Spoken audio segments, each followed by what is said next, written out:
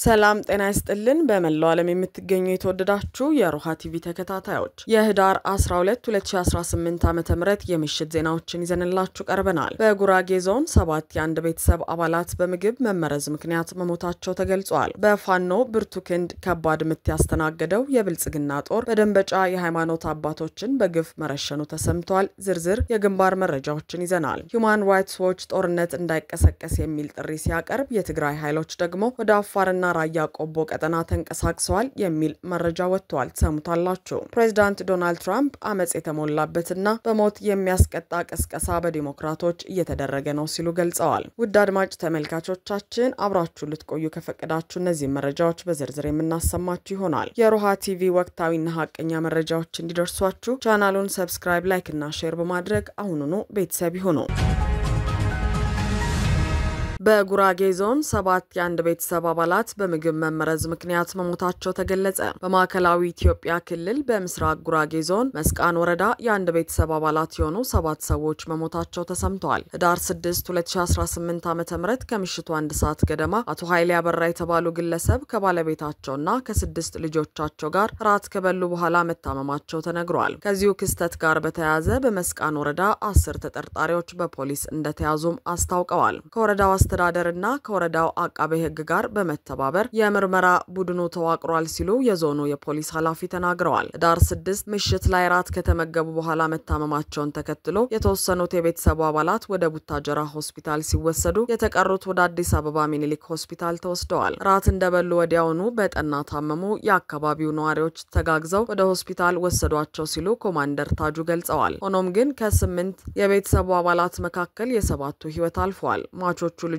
እድሜያቸው ከ1 ዓመት እስከ 17 ዓመት እንደሆነና በ3 ተከታታይ ቀናት እንደሞቱ ፖሊስ ገልጿል። የልፈታቸው ምክንያት መርዛማ ነገር መመገባቸው እንደሆነ እንደሚጠረጠርም አክለዋል። የልጆቹ አባት የ46 ዓመቱ አቶ ኃይሌ አበራ ህዳር 10 እንደሞቱ ተገልጿል። አባትየውና 6 ልጆቻቸው ሞተዋል። እናታቸው በህይወት ተርፋለች። በጽሁፍ መግባባት እንደምትችል አውቀናል ሲሉ ኮማንደር ታጁ አስረድተዋል። እናት ወይዘሮ ዳመነች ዳንበል በሚኒሊክ ሆስፒታል በጽኑ ህሙማን ክፍል ይገኛሉ። እስካሁን ድረስ አስተማማኝ መረጃ ባይገኝም ለቤተሰብ አባላቱ ህልፈት ምክንያት የሆነው መመረዝ እንደሆነ ፖሊስ ጠቁመዋል። የልጆቹ እናት በህይወት ከተረፉ በምን ምክንያት መመረዙ እንደተከሰተ ለማወቅ እንደሚረዳ ፖሊስ አስታውቀዋል። እናትየው በህይወት ከተረፈች የተሻለ መረጃ እናገኛለን ብለን እናምናለን ሲሉ ኮማንደር ታጁ ለቢቢሲ ተናግረዋል። በአዲስ አበባ ሚኒሊክ ሆስፒታል የተደረገው ምርመራ ውጤት እየተጠበቀ ነው። ምንድነው የተመገቡት፣ በምን ምግብ ነው የተመረዙት የሚለውን በተመለከተ ሆስፒታሉ የምርመራውን ውጤት ለፖሊስ ሲያጋራ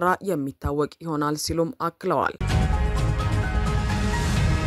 በፋኖ ብርቱ ክንድ ከባድ ምት ያስተናገደው የብልጽግና ጦር በደንበጫ የሃይማኖት አባቶችን በግፍ መረሸኑ ተሰማ። የምስራቅ አማራ ኮር 1 የባለሽርጡ ክፍለ ጦር በሰሜን ወሎ ዞን ሀብሩ ወረዳ በጊራና ከተማና በጎራርባ ቀበሌ ሲንቀሳቀስ በነበረው የስርዓቱ ወታደር ላይ በተያዘ የተጠና የደፈጣ ጥቃት የጠላትን ኃይል ሙትና ቁስለኛ በማድረግ ድል ተጎናጽፈዋል። የአብይ አህመድ ሰራዊት በሀብሩ ወረዳ ጊራና ከተማ የሚሊሻ ካምፕ ላይ በተወሰደ የደፈጣ ጥቃት 10 የሚሊሻ ኃይሎች በመደምሰስና ቁጥሩ በውል ያልታወቀ ባንዳ የሚሊሻ ኃይሎችን ማቁሰልና መበተን ተችሏል። በሌላ ያውደ ውጊያ መረጃ ጊራና ከተማ ላይ በተሰነዘረበት የደፈጣ ጥቃት ያገዛዙ ኃይል ከጊራና ወደ ጎራርባ ሲንቀሳቀስ የነበረን ያገዛዙ ኃይል ስቦ በማስገባት ገሚሱን ሙትና ገሚሱን ቁስለኛ እንዲሁም እንዲበተን ማድረግ ተችሏል። ዛሬ ህዳር 12 2018 ዓ.ም ከረፋዱ 4 ሰዓት ተኩል እስከ ቀኑ 10 ሰዓት ከ40 ድረስ በቆየው አውደ ውጊያ የብልጽግና ጦር ከፍተኛ ኪሳራ አስተናግዷል። ሽንፈት የገጠመው የብልጽግና ጦርም ወደ ጊራናና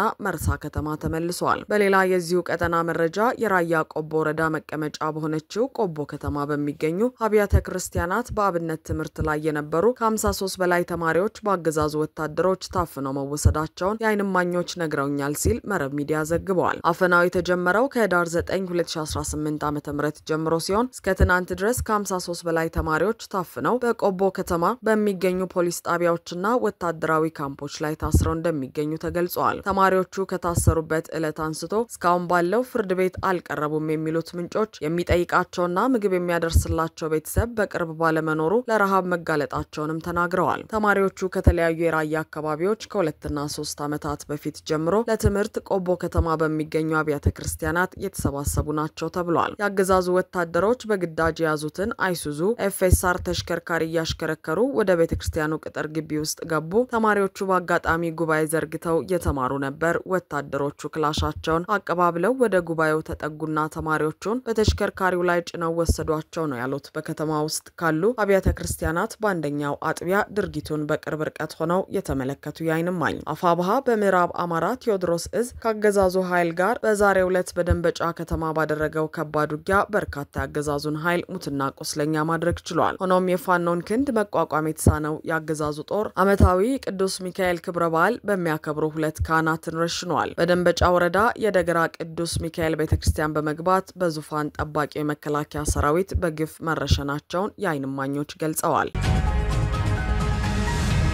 ሁማን ራይትስ ዎች ጦርነት እንዳይቀሰቀስ የሚል ጥሪ ሲያቀርብ የትግራይ ኃይሎች ደግሞ ወደ አፋርና ራያ ቆቦ ቀጠና ተንቀሳቅሷል የሚል መረጃ ወጥቷል። በህዋትና በብልጽግና መካከል ዳግም ጦርነት ከመቀስቀሱ በፊት ሁሉም የፕሪቶሪያ ስምምነት አደራዳሪ አካላትና ዋነኛ የኢትዮጵያ አጋሮች አፋጣኝ ምላሽ እንዲሰጡ ሲል ዓለም አቀፉ የሰብአዊ መብት ተቋም ሁማን ራይትስ ዎች ጥሪ አቅርበዋል። ብልጽግናና ህዋት በክልሉ ያለውን ሁኔታ በተመለከተ ጦርነት ሊከፍትብኝ ነው በሚል አንዱ ሌላውን በተደጋጋሚ ሲከስና ዓለም አቀፉ ማህበረሰብ ያሸማግሉኝ ጥሪ ሲያቀርቡ መቆየታቸውን ተከትሎ ደም አፋሳሹ ጦርነት ዳግም ሊቀሰቀስ ይችላል ሲል ዓለም አቀፉ የሰብአዊ መብቶች ተሟጋቹ ሁማን ራይትስ ዎች አስጠንቅቋል። መቶ ሺዎችን ለእልቂት የዳረገውና የጦር ወንጀልን ጨምሮ ሌሎች አስከፊ የሰብአዊ መብት ጥሰቶች የተፈጸሙበት ደም አፋሳሹ የትግራይ ጦርነት ዳግም እንዳያገረሽ ጦርነቱ ከመቀስቀሱ በፊት ሁሉም የፕሪቶሪያ ስምምነት ዋነኛ ዋስትና ሰጪዎች አፋጣኝ ምላሽ እንዲሰጡ ተቋሙ ጥሪውን አቅርበዋል። ለጉዳዩ ቅርብ የሆኑ ዲፕሎማቶችና ተንታኞች በሁለቱ ሀገራት መካከል ያለው አለመግባባት በጊዜ መፍትሄ የማያገኝ ከሆነ ውጥረቱ እየተባባሰ መጥቶ ጦርነት የሚቀሰቀስ ከሆነ ቀጠናውን አንዴ ከተቀሰቀሰ መመለሻ ወደ ሌለው ወደ ማያባራ ግጭትና ጦርነት ቀውስ ውስጥ ሊከተው እንደሚችል ማስጠንቀቃቸውንም አስታውሰዋል። ይህ በእንዲህ እንዳለ ደግሞ ህዋት በሁለት ግንባር ኃይል እንዳንቀሳቀሰና አንደኛው ግንባር በቆቦ ሌላኛው ደግሞ በአፋር መሆኑ ተዘግበዋል። በቆቦ ወረዳ ጣፌና ቃርሴሎ ተብለው ወደሚጠሩ ቀበሌዎች ጦሩን አንቀሳቅሷል ሲልም ነው ኢትዮ ፎከስ ሚዲያ ይዘገበው። የተንቀሳቀሰው ይህ የትግራይ ኃይልም አርሚ 24 ኮር 3 መሆኑ ተነግሯል። ታጣቂዎቹ የተንቀሳቀሱት ባቦኮርማ ዋጃና ጥሙጋ አቅራቢያ ባሉ አካባቢዎች ራያ መንደር፣ ዶሮ መንደር፣ መንቀራቅርና ገርዲዮ ወደ ተባሉ አካባቢዎች መንቀሳቀሳቸውም ተጠቁመዋል። ሞርተር፣ ዲሽቃና ሌሎች የቡድንና የነፍስ ወከፍ መሳሪያዎችን ይዘው መንቀሳቀሳቸውም ተሰምተዋል። የዓይን እማኞች ዶጊያት ተብሎ ከሚጠራው ቦታኒኒበር፣ ጮቢበርና ባርጎ የተባሉ ቦታዎች ላይ የሞርተር ጥቃት በመፈጸም ያገዛዙ ጦር ካምፕ ላይ ጉዳት ማድረሳቸው ተነግሯል። በሌላ በኩል በአፋር መጋሌ ወረዳ ህዋት አንድ ክፍለ ጦር ወታደር ማስገባቱን የተነገረው ትናንት ዳር 11 ከመሃል ትግራይ አብርሃና አጽባ ከተባሉ አካባቢዎች አርፒጂ ዲሽቃና ሞርተር የታጠቀ ኃይል ነው ገብቷል የተባለው። የወልቃይትን ህዝብ ፍላጎት ለማሟላት በቅድሚያ የፕሪቶሪያ ስምምነት ተፈጻሚ ሊደረግ ይገባል ሲሉ የተናገሩት ደግሞ በአቶ ጌታቸው ረዳ የሚመራው ስምረት ፓርቲ የምክር ቤት አባል አቶ ጣመ አራዶም ናቸው። አቶ ጣመ መረብ ኢንሳይደር ከተባለ የዩቲዩብ ገጽ ጋር በትግርኛ ቋንቋ ባደረጉት ቃለ መጠይቅ የወልቃይት ህዝብ የአማራ ወይም የትግራይን ማንነት የመምረጥ መብት አለው ብለዋል። የወልቃይት ህዝብ አማራ ነኝ ካለ በጦርነት የሚመለስ አይደለም፣ ክልል መሆን ፈልጋለሁ ካለም ማንነቱን እንዲያረጋግጥ ህገ መንግስቱ ይፈቅድለታል ሲሉ አክለዋል። የወልቃይት ህዝብ ከጦርነት በፊት በህዋት ቡድን በነበረው አስተዳደር ተበድሏል ያሉት አቶ ጣመ አካባቢው ከ17 ዓመቱ ጦርነት በኋላ በህዋት ቡድን በኃይል መያዙን አንስተዋል። በአካባቢው የልማት ጥያቄዎች ሳይመለሱ በመቆየታቸው ቅሬታ ተፈጥሮ መቆየቱን ያነሱት የምክር ቤት አባሉ በአካባቢው የሚኖር ሰው ትግርኛ ስለተናገረ ብቻ የግድ ትግራዋይ ሊደረግ አይችልም ሲሉም ገልጸዋል። ፓርቲያቸው ስምረት የፕሪቶሪያ ስምምነት ተግባራዊ እንዲሆን እንደሚሰራና በምርጫ የህዝቡ ጥያቄ እንዲመለስ እንደሚታገልም ተናግረዋል። ፕሬዝዳንት ዶናልድ ትራምፕ አመጽ የተሞላበትና በሞት የሚያስቀጣ ቅስቀሳ በዲሞክራቶች እየተደረገ ነው ሲሉ ገለጹ። 6 የዲሞክራት ህግ አውጪዎች የአሜሪካ ጦር አባላት ህገወጥ ትዕዛዞችን እንዲቃወሙ የሚያሳስብ ቪዲዮ ከለቀቁ በኋላ በአመጽ የተሞላና በሞት የሚያስቀጣ ባህሪ ሲሉ ፕሬዝዳንት ዶናልድ ትራምፕ ከሰዋል። ይህ በጣም መጥፎ ለሀገራችንም አደገኛ ነው። ንግግራቸውን መታገስ አይገባንም።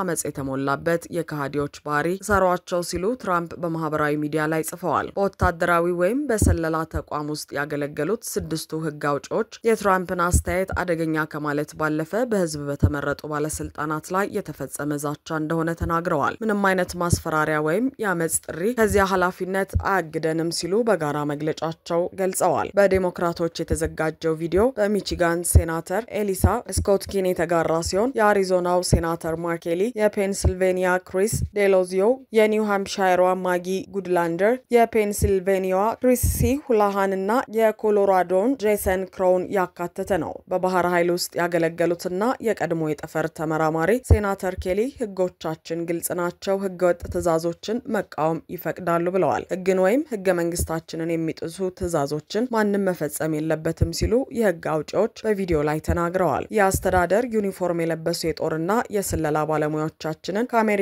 ዜጎች ጋር እያጋጨ ነው። እንደኛ ሁሉ ሁላችሁም ይህንን ህገ መንግስት ለመጠበቅና ለመከላከል ቃለ መሐላ ፈጽማችኋል። በአሁኑ ጊዜ በህገ መንግስታችን ላይ የሚነሱት ስጋቶች ከውጭ የመጡ ብቻ ሳይሆኑ ከውስጥ የመጡ ጭምር ናቸው ብለዋል። ትራምፕ ሐሙስ ጠዋት በትሩዝ ሶሻል ላይ ምላሽ የሰጡት ተከታታይ ጽሁፎች በማቅረብ ነው። ይህ ከፍተኛ የአመጽ ባህሪ ይባላል። እነዚህ ሀገራችን ከዳተኞች ተይዘው ለፍርድ መቅረብ አለባቸው። ቃላቸው እንዲሰማ ሊፈቀድ አይገባም። ከእንግዲህ አገር አይኖረንም። ምሳሌ መሆን አለበት ሲሉ ሐሙስ ዕለት ጽፈዋል። ቀጥለውም ይህ በጣም መጥፎና ለሀገራችንም አደገኛ ነው። ቃላቶቻቸው እንዲሰማ ሊፈቀድላቸው አይገባም። የካሃዲዎች የአመጽ ባህሪ ነው። እሰሯቸው ብለዋል።